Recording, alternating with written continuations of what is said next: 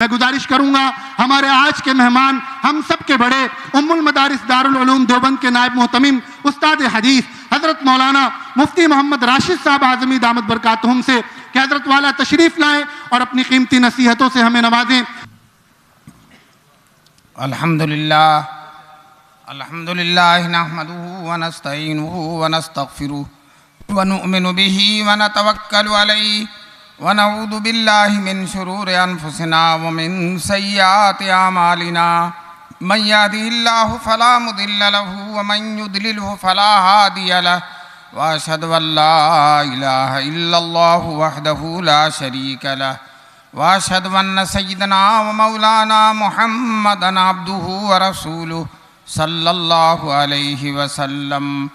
اعوذ باللہ من الشیطان الرجیم، بسم اللہ الرحمن الرحیم۔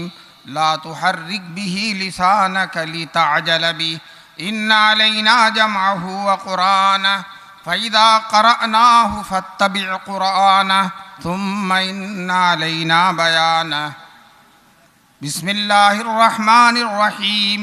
انا اعطیناک الکوثر فصل لربک وانحر ان شانئک هو الابتر۔ صدق اللہ العلی العظیم۔ وقال النبی صلی اللہ علیہ وسلم ان هذا القرآن انزل على 7 احرف فاقرؤوا ما تيسر منه او كما قال النبی صلی اللہ علیہ وسلم۔ وقرآن جو غذا بھی ہے، دوا بھی ہے، شفا بھی ہے۔ وقرآن جو غذا بھی ہے، دوا بھی ہے، شفا بھی ہے، اسی سے ہوتی ہیں سب طے منازل ہائے عرفانی۔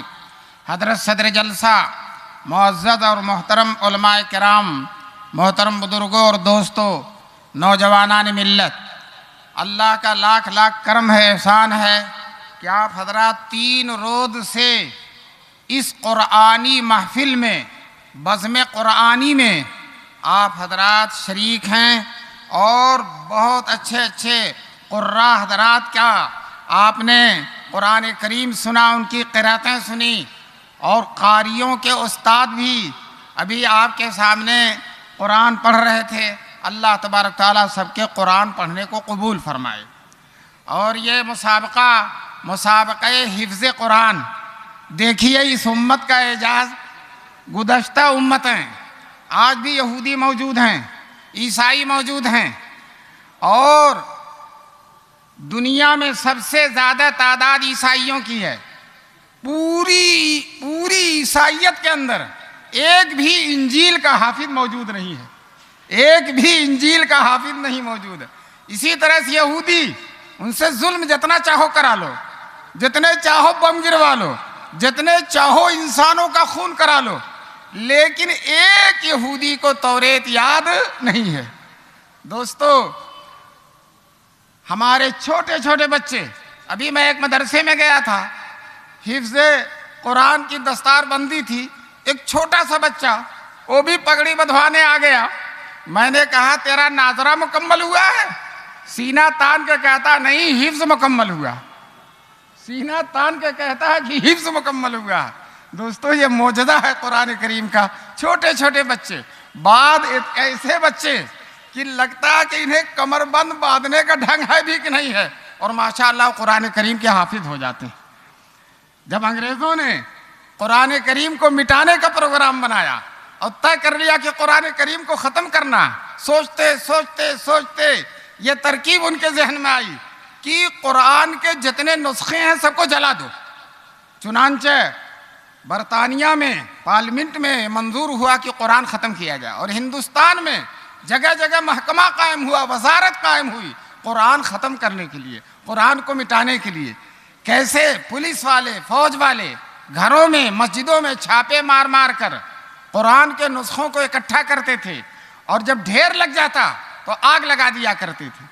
دیوبند کے قریب پانی پت شہر ہے، اس زمانے میں پانی پت میں گھر کا ہر بچہ حافظ۔ اگر گھر میں 10 بچے ہیں، 10 کے 10 حافظ، بیوی بھی حافظ، شوہر بھی حافظ۔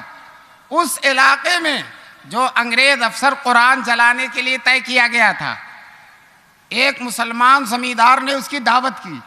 جب وہ دعوت کھا چکا تو کہا ہمارے ہاں دستور ہے کوئی معزز مہمان آتا ہے ہم اس کو اپنی مذہبی کتاب سناتے ہیں، قرآن سناتے ہیں، آپ سنو گے؟ وہ انگریز اپنی ٹوٹی پھوٹی اردو میں کہتا ہاں ہم سنے گا، ہاں ہم سنے گا. اس نے محلے کے چھوٹے چھوٹے بچوں کو اکٹھا کر دیا، بہت چھوٹے چھوٹے بچے، اور کہا یہ سب حافظ ہیں، جس سے چاہو سن لو. اس نے ایک چھوٹے سے بچے سے کہا پڑھو، فلاں پارہ پڑھو. اس نے فرفار فرفار فرفار پڑھنا شروع کر دیا. دوستو جب قرآن یاد ہوتا ہے تو حافظ کو پڑھنے میں اتنا مزہ لگتا ہے، اتنا مزہ لگتا ہے، اتنا لطف آتا ہے، اتنا سرور اور کیف ہوتا ہے. آپ تراویح میں اندازہ کریں گے کہ حافظ صاحب جب اچھا یاد ہوتا، اچھا پڑھتے ہیں تو پڑھے چلے جاتے ہیں، یہ بھی نہیں سوچتے کہ مقتدیوں کا پیر دکھ رہا ہوگا، پڑھتے چلے جاتے ہیں. بڑا لطف آتا ہے قرآن پڑھنے میں. چنانچہ اس بچے نے فرفر فرفر پڑھنا شروع کیا. وہ انگریز اسے خفت ہوئی، شرم آئی کہ میں ہی قرآن جلاتا ہوں، میرے سامنے قرآن پڑھا جا رہا. اس نے بڑے روب و داب کے ساتھ، بڑی ہی روب کی کیفیت میں اس بچے سے کہا تم غلط پڑھ رہے ہو. ڈانٹ کر کہا غلط پڑھ رہے ہو. بچہ سینہ تان کر کہتا چچا صحیح پڑھ رہا ہوں، تم غلط ٹوک رہے ہو.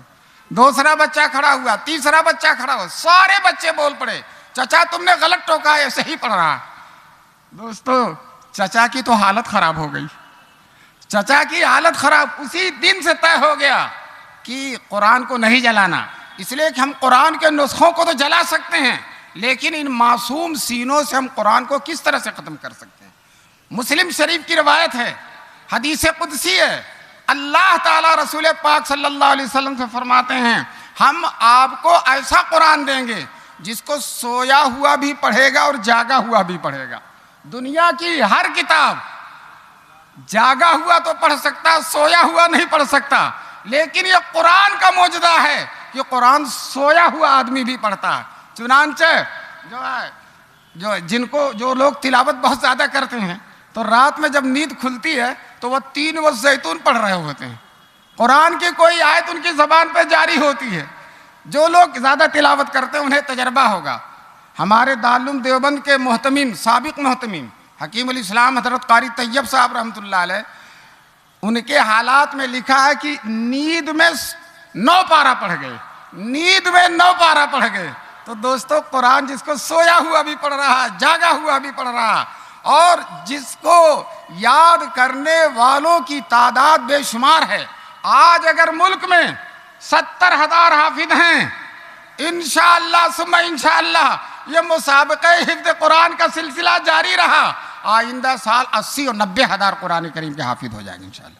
یہ سلسلہ بڑھتا رہے گا، یہ سلسلہ گھٹنے والا نہیں ہے. میں نے ابھی آپ کے سامنے قرآن کریم کی آیت پڑھی تھی. اس آیت میں اللہ تعالیٰ نے اپنے رسول پاک صلی اللہ علیہ وسلم کے حافظ قرآن ہونے کا تذکرہ کیا. حضور کس طرح سے حافظ ہوئے؟ جب حضور پر قرآن کریم کی آیتیں اترتی تھیں، جبریل قرآن کی آیتیں لاتے تھے اور حضور پر اتارتے تھے تو ایک بوجھ ہوتا تھا، بہت بڑا بوجھ. ابھی قاری صاحب نے پڑھا ہے لو انزلنا ھذا القرآن علی جبل لرأیتہ خاشعا متصدعا من خشیۃ اللہ. اگر اس قرآن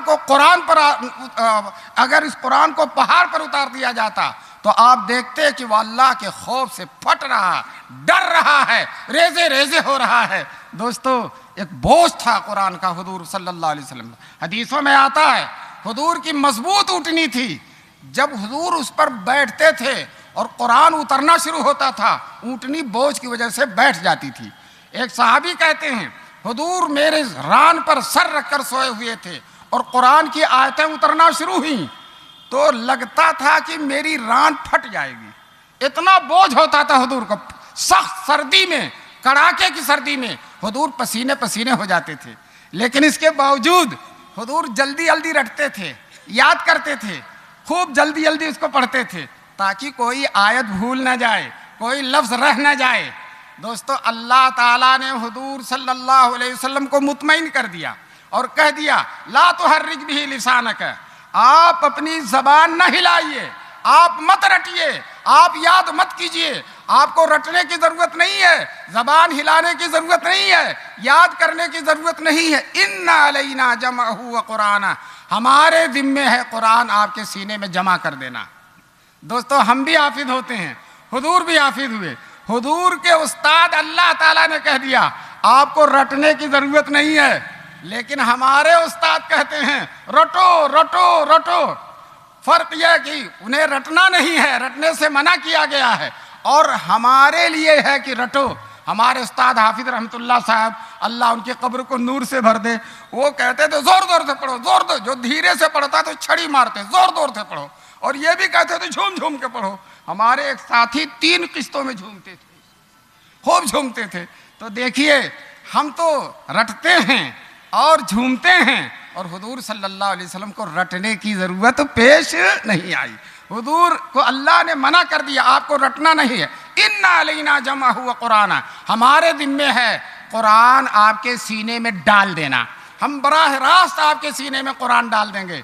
دوستو جس کے سینے میں اللہ قرآن ڈال دے وہ کبھی قرآن اس کی زبان سے نکل نہیں سکتا، اس کے ذہن سے نکل نہیں سکتا، اس کے حافظے سے فراموش نہیں ہو سکتا۔ اس لیے حضور صلی اللہ علیہ وسلم کو سید الحفاظ کہا جاتا ہے۔ قیامت تک جتنے حافظ ہوں گے قرآن کے، ان سب کے سردار، سب کے پیشوا، سب کے رہنما جناب رسول پاک صلی اللہ علیہ وسلم ہیں۔ دوستو آگے اللہ تعالیٰ کہتے ہیں ان علینا جمعہ و قرآن، ہمارے ذمے ہے قرآن یاد کرا دینا اور اس کا پڑھوا دینا۔ ابھی یہ قاری لوگ پڑھ رہے تھے، ان کو ان کے استاد نے پڑھایا، اور حضور صلی اللہ علیہ وسلم کو اللہ تعالیٰ نے پڑھایا، اور اللہ نے کہا فَإِذَا قَرَأْنَا ثُمَّ إِنَّ عَلَيْنَا جَمْعَهُ وَقُرْآنَهُ فَإِذَا قَرَأْنَاهُ فَاتَّبِعْ قُرْآنَهُ، جب ہم پڑھا دیں آپ کو تو جیسے ہم نے پڑھایا ہے ویسے ہی پڑھیے گا۔ دوستو میں آپ کو بتا دوں، اللہ نے جیسا پڑھایا، جبریل نے اسی طرح سے آ کر حضور کو پڑھایا، اور حضور نے اسی طرح سے صحابہ کو پڑھایا، اور صحابہ نے اسی طرح سے تابعین کو پڑھایا، تابعین نے تبع تابعین کو، اور آج تک اسی طرح سے پڑھا جا رہا، اور انشاءاللہ قیامت تک اسی طرح سے پڑھا جائے گا۔ دوستو یہاں ایک بات بتا دوں، فَإِذَا قَرَأْنَاهُ، جب ہم پڑھا دیں تو جیسے ہم نے پڑھایا ویسے پڑھیے۔ یہ آیت مجمل ہے، اس کی تفسیر حدیث میں ہے، حدیث میں متواتر حدیث ہے، بخاری میں بھی ہے، ترمذی میں بھی ہے، مسند احمد میں بھی ہے، ابو داؤد میں بھی ہے، اور کہتے ہیں 20 بڑے بڑے صحابہ سے، اور کچھ لوگ اور تعداد بڑھاتے ہیں وہ منقول ہے۔ یہ حدیث متواتر ہے۔ متواتر اس حدیث کو کہتے ہیں جو یقینی ہوتی ہے، اور جس کا انکار کرنے والا اسی طرح سے کافر ہو جاتا ہے جس طرح سے قرآن کی آیت کا انکار کرنے والا کافر ہو جاتا ہے۔ یہ متواتر ہے۔ انزل القرآن ولا سبعۃ احرف، مسند احمد میں ہے انزل القرآن ولا سبعۃ احرف کلھا کاف شاف، قرآن 7 حرفوں میں اترا ہے، 7 طریقے سے پڑھا جائے گا، اور ہر ایک کافی بھی ہے اور شافی بھی ہے۔ غور سے سنیے گا، ہر ایک کسی بھی حرف میں پڑھ دے۔ قاری ریاض صاحب نے کئی حرفوں میں پڑھا، قاری آفتاب صاحب نے بھی پڑھا، اور قاری لوگ پڑھتے ہی رہتے ہیں۔ کلھا کاف شاف، حضور نے کہا ہر ایک کافی ہے اور ہر ایک شفا دینے والا ہے۔ اسی طرح سے بخاری شریف کی روایت میں ہے ان ھذا القرآن انزل علی سبعۃ احرف، بے شک یہ قرآن 7 حرفوں پر اترا ہے۔ فاقرؤوا ما تیسر منہ، ان 7 حرفوں میں سے جو بھی آسانی سے پڑھ سکتے ہو تم پڑھو، تم کو اجازت ہے۔ دوستو اسی طرح سے ایک دن حضرت ہشام ابن حکیم صحابی ہیں، وہ سورہ فرقان پڑھ رہے تھے، حضرت عمر نے سنا، تو حضرت عمر الگ طریقے سے پڑھ رہے تھے اور حضرت ہشام ابن حکیم الگ طریقے سے پڑھ رہے تھے۔ تو حضرت عمر نے کہا مجھ کو حضور نے پڑھایا ہے اور تم جس طرح سے پڑھتے اس طرح سے نہیں پڑھایا ہے۔ ہشام ابن حکیم نے کہا مجھے بھی حضور نے پڑھایا ہے۔ حضرت عمر تو جلالی، شیطان ان کا نام سن کر بھاگتا ہے، حضرت ہشام کا گریبان پکڑ کر کھینچ کر حضور صلی اللہ علیہ وسلم کے پاس لے گئے کہ یہ الگ طریقے سے پڑھ رہا ہے اور میں الگ طریقے سے، اور اللہ کے رسول آپ نے مجھے پڑھایا۔ گریبان پکڑے ہوئے حضور کے پاس لے گئے۔ سب سے پہلے تو حضور نے کہا عمر ان کا گریبان چھوڑو، ان کا گریبان چھوڑو۔ پھر حضرت عمر سے کہا آپ پڑھیے، پھر حضرت ہشام سے کہا آپ پڑھیے۔ تو حضرت عمر نے اسی طرح سے پڑھا جس طرح سے حضور نے ان کو پڑھایا تھا، حضرت ہشام نے اسی طرح سے پڑھا جس طرح سے حضور نے ان کو پڑھایا تھا۔ تو حضور نے دونوں کی قرأتیں سن کر کہا جی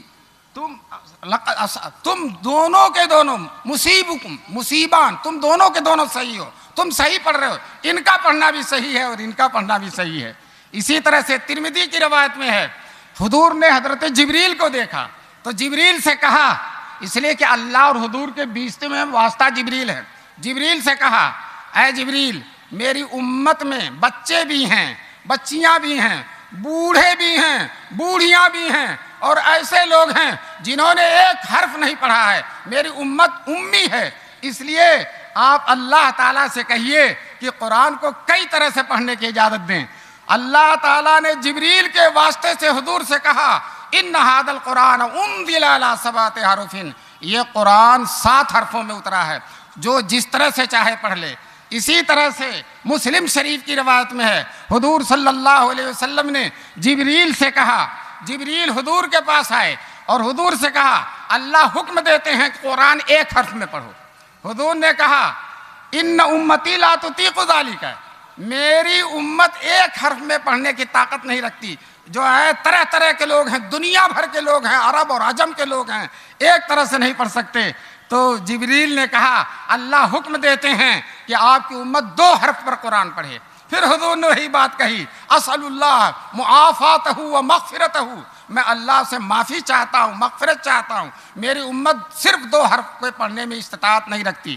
پھر حضور جبریل نے کہا اللہ حکم دیتا کہ آپ کی امت 3 طرح سے 3 حرف پر پڑھے۔ پھر حضور نے وہی بات کہی، پھر جبریل نے کہا اللہ حکم دیتا کہ آپ کی امت 7 طریقے سے پڑھے۔ حضور خوش ہو گئے اور حضور نے کہا اس میں سے جو بھی پڑھے گا، جبریل نے کہا جس طریقے سے بھی پڑھے گا وہ صحیح پڑھے گا۔ دیکھیے آج امت 7 حرفوں میں پڑھتی ہے قرآن اور رائج ہے، لیکن اللہ بھلا نہ کرے برا کرے، اللہ بھلا نہ کرے برا کرے منکرین حدیث کا، یہ منکرین حدیث ہر جگہ ہاتھ صاف کرتے ہیں اور خبر واحد کا تو انکار کرتے ہیں، خبر مشہور کا تو انکار کرتے ہیں، خبر متواتر جس کی 5 روایتیں میں نے آپ کو سنائی ہیں اور اس سے زیادہ روایتیں ہیں، اور ہر حدیث کی کتاب میں یہ باب باندھا گیا ہے انزل القرآن ولا 7 حروف، قرآن 7 حرفوں پر ہر حدیث کی کتاب میں ہے۔ لیکن یہ منکرین حدیث، اس میں جاوید غامدی ہے، آج کل منکرین حدیث کا ٹھیکیدار ہے اس وقت کون؟ جاوید غامدی، بڑا قابل بنتا ہے، بڑا مفسر بنتا ہے، وہ ان روایتوں کے بارے میں کہتا ہے یہ روایتیں بے معنی ہیں، کہتا ہے یہ روایتیں بے معنی ہیں، اور کہتا ہے یہ قابل اعتبار نہیں ہیں۔ دوستو یہ متواتر روایت ہے اور حضور نے بار بار فرمایا ہے، اور غامدی کہتا ہے یہ قابل اعتبار نہیں ہے۔ میں کہتا ہوں غامدی ہی قابل اعتبار نہیں ہے، غامدی ہی قابل اعتبار نہیں ہے۔ اور غامدی یہ بھی کہتا ہے قرآن کا متن ان قراتوں کو قبول کرنے سے انکار کرتا ہے۔ قرآن کا متن، ماشاءاللہ قرآن کے وہ ذمہ دار ہو گئے، قرآن کا حضور تو کہہ رہے ہیں 7 حرفوں پر قرآن اترا، اور یہ کہہ رہا قرآن کا متن 7 حرفوں پر انکار کرتا ہے۔ اور غامدی کے استاد ہیں مولانا امین احسن اصلاحی، وہ کہتے ہیں کہ 7 حرفوں پر قرآن کی تفسیر فصاحت و بلاغت کے خلاف ہے۔ جو موجودہ قرآن ہے اس میں فصاحت و بلاغت ہے، اور بقیہ جو 6 حرف ہیں اس میں فصاحت و بلاغت نہیں ہے۔ میں کہتا ہوں بالکل غلط ہے، یہ بھی اللہ کی طرف سے ہے اور بقیہ 6 بھی اللہ کی طرف سے ہیں، اور جو اللہ کی طرف سے ہوگا اس میں فصاحت بھی ہوگی اور بلاغت بھی ہوگی۔ دوستو یہ منکرین حدیث مجھے حیرت ہے، یہ خبر واحد کا تو انکار کرتے ہیں، خبر متواتر، اور وہ بھی خبر متواتر جو قرآن کے سلسلے میں جس کو پوری امت مانتی ہے اس کا انکار کرتے ہیں۔ اللہ تعالیٰ ان منکرین حدیث کو صحیح سمجھ نصیب فرمائے۔ اور یہ کانپور میں بھی بڑی اچھی تعداد میں بڑھتے جا رہے ہیں۔ میں نے منکرین حدیث کی تواضع ہی کے لیے انا اعطینا پڑھی تھی۔ اللہ تعالیٰ اس سورہ میں فرماتے ہیں اے نبی ہم نے آپ کو کوثر دیا۔ کوثر کیا ہے؟ آب کوثر بھی ہے، اور کوثر قرآن بھی ہے، حدیث بھی ہے، ہر خیر کثیر کا نام کوثر ہے۔ فصل لربک وانحر، اور آپ اللہ کے لیے نماز پڑھیے اور قربانی کیجیے. دیکھیے یہاں مطلق ہے نماز پڑھیے اور قربانی کیجیے. جب تک حدیث نہیں پڑھو گے، حدیث پر نظر نہیں ڈالو گے اور فصلی کی تفسیر حدیث سے نہیں تلاش کرو گے، تب تک تم ایک رکعت بھی نماز نہیں پڑھ سکتے. 2 رکعت تو بہت دور کی بات ہے. اور حدیث سے پتہ چلے گا کہ ہاتھ کہاں اٹھائیں، ہاتھ کہاں باندھیں، اور قیام میں کیا پڑھیں، اور رکوع میں کیا پڑھیں، سجدے میں کیا پڑھیں، قومے میں کیا پڑھیں. اور اسی طرح سے جب قعدہ اولیٰ میں بیٹھیں تو التحیات پڑھیں. بتاؤ قرآن میں کہیں التحیات ہے؟ ارے قرآن میں کہیں التحیات ہے؟ یہ کس سے معلوم ہوگا؟ حدیث سے معلوم. اور یہ منکرین حدیث کو مانتے ہی نہیں. تو میں تو سمجھتا ہوں کہ یہ التحیات میں لا حول ولا قوت الا باللہ پڑھ لیتے ہوں گے یا کچھ اور پڑھ لیتے ہوں گے. بہرحال ایک رکعت نماز بھی حدیث کے بغیر پڑھنا ممکن نہیں ہے. یہ منکرین حدیث چاہتے ہیں حدیث کا انکار کر دیں تاکہ قرآن کا بھی انکار ہو جائے. نہ جو رہے بانس نہ بجے بانسری، نہ ہمیں نماز پڑھنا پڑے نہ روزہ. ونحر اللہ تعالیٰ کہتا قربانی. اب قربانی کس دن کی جائے گی، کس جانور کی جائے گی، کس عمر کی جائے گی، کس طرح سے کی جائے گی، یہ سب چیزیں حدیث بتائیں گی. اور جو حدیث نہیں مانتے، میں سمجھتا ہوں کہ منکرین حدیث رجب ہی میں قربانی کر لیتے ہوں گے. رجب ہی میں، اس لیے کہ حدیث بتائے گی کہ عید اضحیٰ میں قربانی کرنی ہے، اور قرآن میں اس کا کہیں تذکرہ نہیں ہے. اور جب قرآن میں تذکرہ نہیں اور وہ حدیث مانتے نہیں ہیں تو جب چاہتے ہوں گے قربانی کر لیں گے. جب گوشت کھانے کا جی چاہتا ہوگا اور گھر میں گوشت نہیں ہوگا، در سے قربانی کر لیتے ہیں. آخری آیت جو میں سنانا چاہتا ہوں، ان شانئک ھو الابتر. اے رسول پاک صلی اللہ علیہ وسلم، آپ کا دشمن اس کی جڑ کٹ گئی. آپ کے دشمن کی جڑ کٹ گئی. دوستو حضور کے دشمن جس طرح سے ابو جہل تھا، ابو لہب تھا، عتبہ اور شیبہ تھے، اسی طرح سے حضور کے دشمن یہ منکرین حدیث بھی ہیں. اسی طرح سے حضور کے دشمن یہ منکرین حدیث میں. بتاؤ حضور کو کہتے ہیں نبی ہیں اور ان کی ایک بات کو نہیں مانتے. ہمیں آپ کانپور میں بلا کر بیٹھا دیں اسٹیج پر، کہا کرسی پہ بیٹھے رہنا اور ایک بات مت بولنا. اسی طرح سے حضور سے منکرین حدیث کہتے ہیں آپ ہیں حضور، نبی ہیں، آپ مدینے مکے میں پیدا ہوئے، مدینے میں ہجرت کیے، سب ہے، لیکن آپ کی ایک بات بھی ہم مانیں گے نہیں. حتیٰ کہ متواتر بات جو ساری امت جس پر متفق ہو جاتی ہے، ساری امت متفق ہوا کرے، ہم اس کو نہیں مانیں گے. آپ نے اندازہ لگایا ہوگا یہ منکرین حدیث کتنے گندے لوگ ہیں.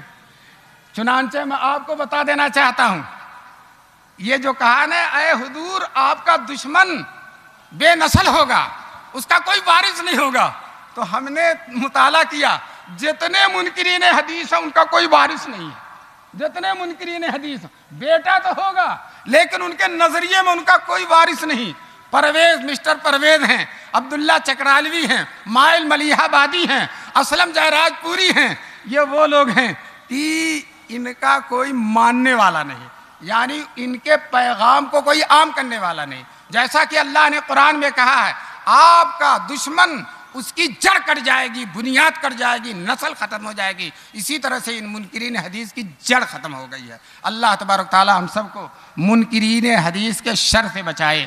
اور یہ جو پروگرام بہت شاندار پروگرام ہوا اور جو ہے مسابقہ ہوا، انشاءاللہ اس مسابقے کی وجہ سے حفظ قرآن کا ذوق اور پیدا ہوگا.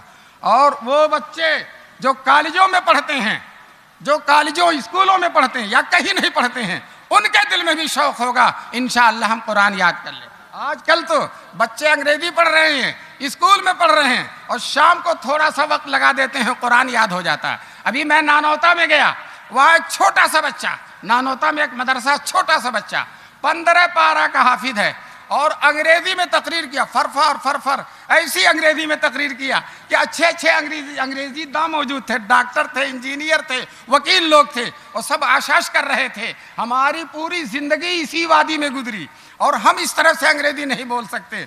دوستو یہ قرآن کی برکت ہے. قرآن پڑھ لینے سے دماغ اتنا تیز ہوتا ہے کہ وہ انگریزی بھی پڑھ لیتا ہے. یہ قرآن پڑھنے والے جب انگریزی پڑھنے پہ آتے ہیں تو انگریزی اسکولوں میں جو بچے 4 سال میں پڑھتے ہیں وہ 1 سال میں پڑھ کر دکھا دیتے ہیں، حافظ الگ ہو جاتے ہیں اور انگلش انگریزی داں اور جدید تعلیم یافتہ الگ ہو جاتے ہیں۔ اس لیے بڑی سہولت کا زمانہ، اللہ کی رحمت کا زمانہ ہے۔ آپ اللہ کی اس رحمت سے اور قرآن کریم یاد کرنے کی اللہ نے جو امت کو توفیق دی ہے، اس سے آپ فائدہ اٹھا کر، میں چاہتا ہوں کہ مسلمانوں کے ہر طبقے کے لوگ قرآن کو یاد کریں اور قرآن کے حافظ بنیں، اور قرآن کے حافظ کی بڑی شان ہے۔ کسی جلسے دستار بندی میں کانپور میں آؤں گا کچھ دن کے بعد تو انشاءاللہ حافظ کے فضائل آپ کو بیان کروں گا۔ اللہ تبارک تعالی ہم سب کو ان باتوں پر عمل کرنے کی توفیق نصیب فرمائے۔ وآخر دعوانا ان الحمدللہ رب العالمین۔